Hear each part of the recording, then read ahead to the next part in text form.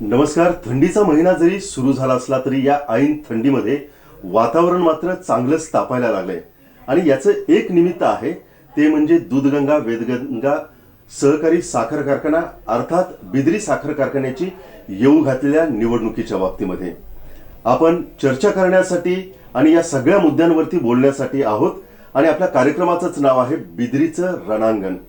आता ज्यावेळेस आपण रणांगण म्हणतो, एखाद्या मैदानाची गोष्ट करतो, त्यावेळेस त्याच्यासाठी जी रणनीती आखली जाते ती मैदानापेक्षा मैदानाच्या बाहेर राहून या सगळ्या गोष्टींचे आराखडे आणि रणनीती आखली जाते.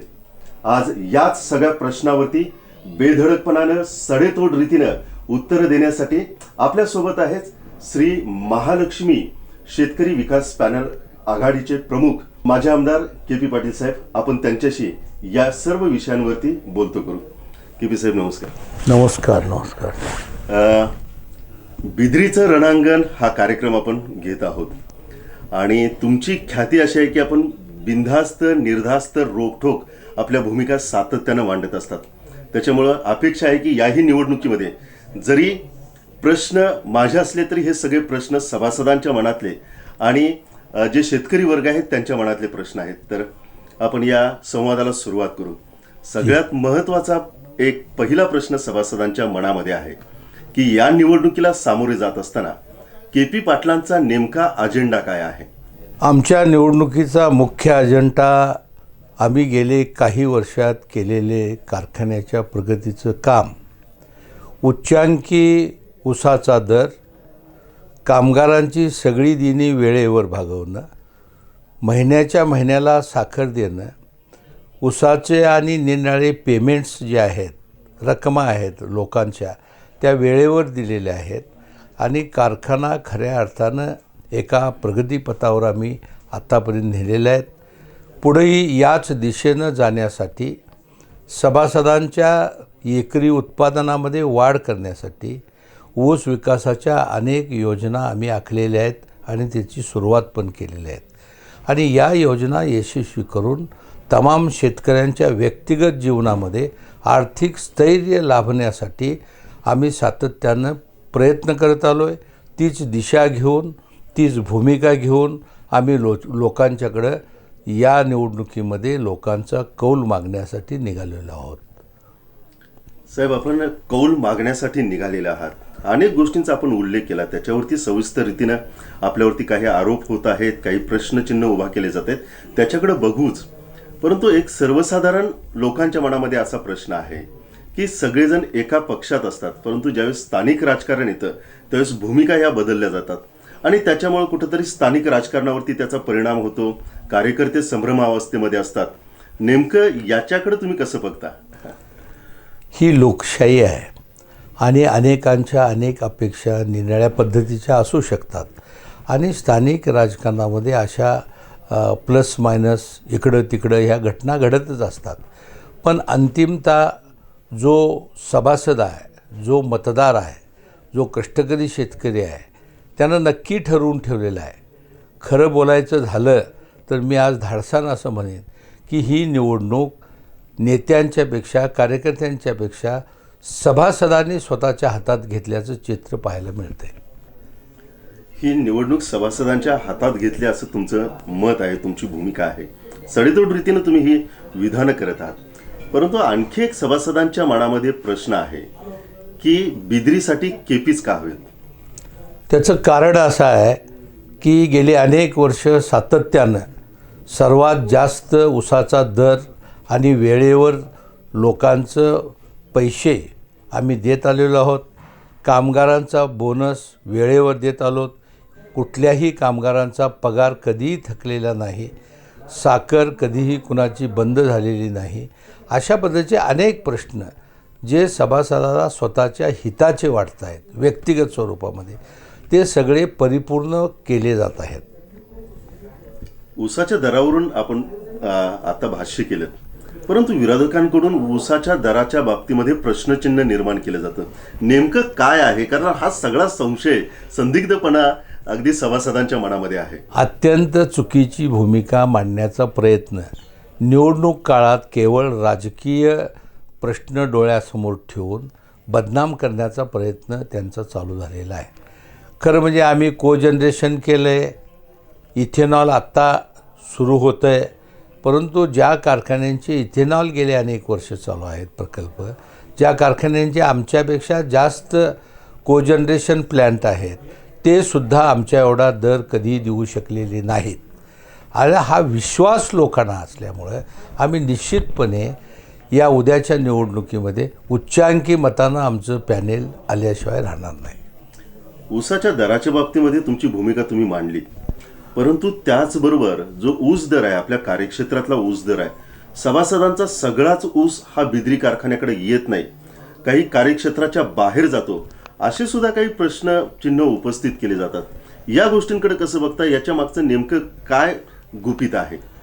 खरं म्हणजे आमचा कारखाना एरिया 4 तालुक्याचा आहे, 218 गावं आहेत, जवळपास 10-12 लाख टन ऊस आमच्या परिसरात पिकत असतो.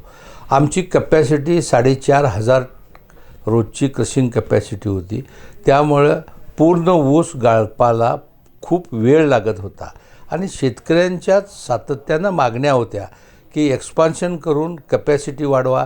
ती कपॅसिटी वाढ झालेली आहे आणि आता 8,000 टनानं रोजचा क्रशिंग हे चालू झालेलं आहे, होणार आहे. आणि म्हणून आता फारसा ऊस शिल्लक काहीतरी राहील आणि बाहेर जाईल अशी परिस्थिती नाही.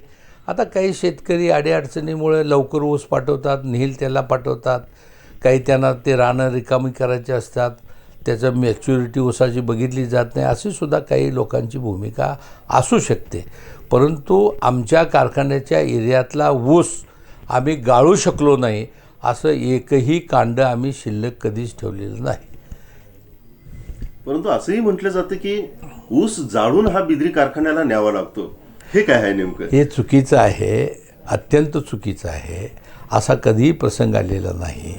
हा आता खराब प्लॉट जर शेवटी राहिला कुठला तरी की अगदीच गंगोतारो डुई एवढं उगावलेला आहे आणि ते तोडायला असेल तर तोडपेच, आणि तो शेतकरी संगनमतानं तो ऊस खरं म्हणजे तोडून नेण्यासाठी करते किरकोळ स्वरूपामध्ये, अगदीच असं काय फारसं काय मला वाटत नाही.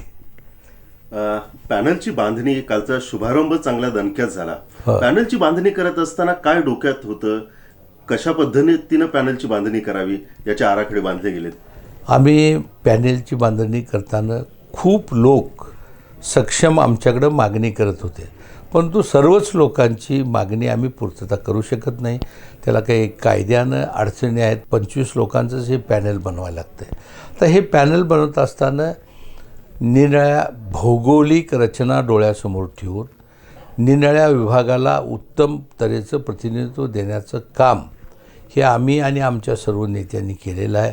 आणि मला वाटतं अतिशय चांगलं आणि सक्षम अशा पद्धतीचं हे पॅनल झालं आहे. खऱ्या अर्थानं साखर कारखान्याची प्रगती करण्याला अतिशय सक्षम उमेदवार आम्हाला मिळालेले आहेत. यावेळेस काय अनुभवी आणि तरुण अशा दोघांना वाव देऊन कशा पद्धतीनं? काही नवीन फ्रेश चेहरे याच्यामध्ये आहेत आणि त्याचबरोबर अतिशय जुने जाणकार लोकसुद्धा आमच्याबरोबर आहेत.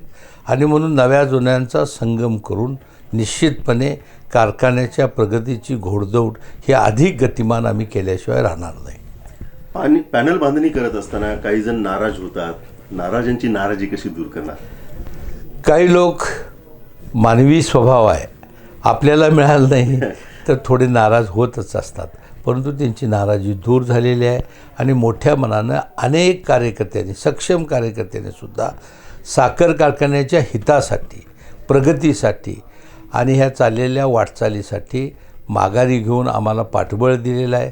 अनेक नव्या घटकांनी सुद्धा प्रतिनिधित्व त्यांना मिळालं नाही, पण अशा अनेक घटकांनी सुद्धा आम्हाला पाठबळ द्यायचा निकाल घेतलेला आहे. ही सगळी बांधणी वगैरे केलीत, गेली 13-14 वर्ष कारखान्यावरती आपण कारखाना चालवत आहात. पुन्हा एकदा प्रश्न तोच राहतो की असे प्रश्न उपस्थित केले जातात सभासदांच्याद्वारे किंवा विशेषतः विरोधकांकडून की के.पी. पाटलांचा कारभार हा एक हाती राहतो. याच्यामध्ये तथ्य आहे की कशा पद्धतीने बघता या प्रश्नाकडे? नाही, केवळ हा पोकळ आरोप करणारी मंडळी आहेत. खरं म्हणजे लोकशाही पद्धतीनं सर्वांना विश्वासात घेऊन प्रत्येक गोष्ट चर्चा करून सगळे निर्णय आत्तापर्यंत बिद्रीमध्ये एकमतानं घेतलेले आहेत. कधीही कुणाचाही केव्हाही विरोध झालेला नाही. एकमुखी निर्णय घेताना सगळ्यांच्या समजुतीनं सगळ्यांची मतं ऐकून घेऊन लोकशाहीमधनं जास्तीत जास्त सहमतीनं हे सारे निर्णय आम्ही घेत असतो. निर्णय सगळे तुम्ही सहमतीने घेत आहात. अनेक गोष्टी तुम्ही उलगडलात, ऊसाच्या प्रश्नाच्या बाबतीमध्ये बोललात, ऊसा कार्यक्षेत्राच्या बाहेरचा जाणारा त्याच्यावरती भाष्य केलं, आत्ताची पॅनल रचना आहे त्याही बाबतीत हे केलं. भविष्यामध्ये हा कारखाना तुमच्याकडं जर सभासदांना द्यायचा असेल तर सभासदांच्या दृष्टिकोनातून काय अशा गोष्टी आहेत की जे के.पी. पाटलांना किंवा आपल्या पॅनलला करायच्या आहेत? 2 गोष्टी प्रामुख्यानं आपल्याला करायच्या आहेत. एक, व्यक्तिगत स्वरूपामध्ये एकरी ऊसाचं ॲव्हरेज टनेज उत्पादन हे अवघं 30 टनाच्या जवळपास आहे आणि म्हणून त्यासाठी तज्ज्ञ माणसांची आम्ही नेमणूक केलेली आहे. त्याच्या व्हिजिट ठेवलेल्या आहेत. त्यांच्या मार्गदर्शनाखाली पहिल्यापासून म्हणजे ऊस लागणीच्या अगोदरपासून ऊस तुटे तोपर्यंत सर्व प्रकारचं नवं तंत्रज्ञान त्यांच्यापर्यंत पोचवायचा आमचा प्रयत्न आहे. माती परीक्षणसारखं एक लॅबोरेटरी आम्ही उभा केलेलं आहे आणि त्या लॅबमधून शेतकऱ्यांच्या जमिनीमध्ये कोणते कोणते घटक आहेत, कोणत्या घटकांची कमतरता आहे आणि काय आपण डोस दिला पाहिजे, कशा पद्धतीनं डोस दिला पाहिजे याबद्दलचं अतिशय शास्त्रशुद्ध पद्धतीचं भूमिका घेऊन आम्ही ठरवलं आहे की येत्या 4 वर्षामध्ये सातत्यानं याचा पाठपुरावा करायचा, ह्याची व्याप्ती वाढवायची आणि सभासदांचं स्वतःचं एकरी उत्पादन वाढीसाठी अतिशय फार मोठा क्रांतिकारी निर्णय आमच्या संचालक मंडळानं घेतलेला आहे. त्याचबरोबर कारखान्यामध्ये आता एक्सपान्शन झालेलं आहे. दररोज 8,000 टनानं क्रशिंग होणार आहे. त्याचबरोबर आता 60,000 KLPDची आम्ही डिस्टिलरी उभारणी केलेली आहे. येत्या 2 महिन्यात ती चालू होईल.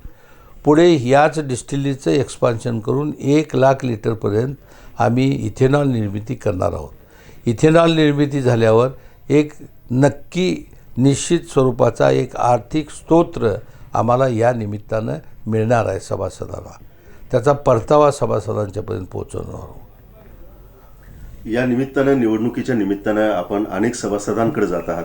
सभासदांच्या मनामध्ये काय आहे किंवा कशा पद्धतीचा संवाद या भेटीगाठीच्या दरम्यान असतो, कशा पद्धतीचा प्रतिक्रिया ते तुमच्या प्रती देत असतात? अतिशय चांगल्या प्रतिक्रिया आहेत, चांगल्या भावना आहेत. या विभागातला कष्टाळू शेतकरी निश्चितपणे त्याला या सगळ्या कामांची माहिती आहे. जुन्या काळात कालखंड गेलेला आहे, जुना कालखंडसुद्धा मी पाहिलेला आहे. पण आत्ताचा मात्र शेतकरी अतिशय चिकित्सक आहे, अभ्यासू आहे. नफा तोटा स्वतःचा कारखान्याच्या प्रगतीचा हे सारं त्याला माहिती आहे. या कारखान्याची वाढलेली ही सारी प्रॉपर्टी ही सगळी सभासदांच्या मालकीची आहे. 450-500 कोटी रुपयाची ही प्रॉपर्टी ही निश्चितपणे सभासदांच्या तमाम मालकीची आहे आणि हे सगळा वाढ केलेला आहे. खूप परिश्रम घेतलेले आहेत. यासाठी अनेक सहकाऱ्यांचं योगदान याला आम्हाला लाभलेलं आहे. अनेक कर्मचाऱ्यांनी उत्तम तऱ्हेनं योगदान देऊन या कारखान्याची प्रगती साधण्यासाठी अहोरात्र ते झटत आहेत. शेवटचे 2 प्रश्न. सभासदांना किंवा आपल्या मतदारांना आपण काय आव्हान कराल? हे चाललेल्या चांगल्या कारखान्याच्या कामकाजाला बळ देण्यासाठी आपण सर्वांनी ताकदीनं आम्हाला आशीर्वाद द्यावा, मदत करावी, सहकार्य करावं, योगदान द्यावं अशा पद्धतीची मी विनंती या निमित्तानं आपल्या माध्यमातून तमाम शेतकऱ्यांना करू इच्छितो. या निवडणुकीचा निकाल कसा लागेल? किती विरोधात किती असेल? आता हा अंदाज तुम्ही विचारला आहे. मला अंदाज विचारला तर मी एवढंच सांगेन, मला जे साधारणपणे लोकांच्या बरोबर संवाद साधत असताना, लोकांच्या भावना समजून घेत असताना अनेक कॉर्नरमधून ज्या पद्धतीचं फीडबॅक मिळतं आहे त्यावरनं मला असं वाटतं आहे की हे पॅनल, महालक्ष्मी शेतकरी विकास आघाडीचं पॅनल, विमान चिन्हाचं हे पॅनल 10,000 मताधिक्यानं निवडून आल्याशिवाय राहणार नाही. त्यांनी सांगितले की हे जे पॅनल आहे ते 10,000 मताधिक्यानं निवडून येईल. आम्ही आतापर्यंत केलेला कारभार हा चोखपणाने केलेला आहे. ते सगळ्या गोष्टी सभासदांच्या समोर आहे. मी दोन्ही म्हणजे अगोदरची पिढी आणि आत्ताची पिढी याचा एक साक्षीदार आहे. आणि आत्ताचं सध्याचे जे मतदार आहेत ते चिकित्सक पद्धतीनं सगळ्या गोष्टींचा विचार करतात. नव्या जुनांची मोठ बांधून कारखान्यासाठी काहीतरी मला करायचं आहे या दृष्टिकोनातून या निवडणुकीमध्ये उतरलेलो आहे. आणि माझा विश्वास आहे, असं केपी म्हणतात की यावेळेस निश्चित मतदारांच्या विश्वासाला आम्ही सर्वजण पात्र राहू. पण हे सगळं करण्यासाठी पाहण्यासाठी आपल्याला अजून काही दिवसांचा कालावधी जावा लागेल. आणि त्यानंतर आपल्याला कळेल की मतदार खऱ्या अर्थानं कुणाच्या बाजूला उभे राहिलेत. तर ही त्यांची बाजू आहे. असेच आपण बेधडक आणि तुमच्या मनातले सभासदांच्या मनातले प्रश्न प्रत्येकाला विचारू आणि त्यांच्या भूमिका जाणून घेऊ. सर, आपण मोकळेपणाने बोललात त्याबद्दल धन्यवाद.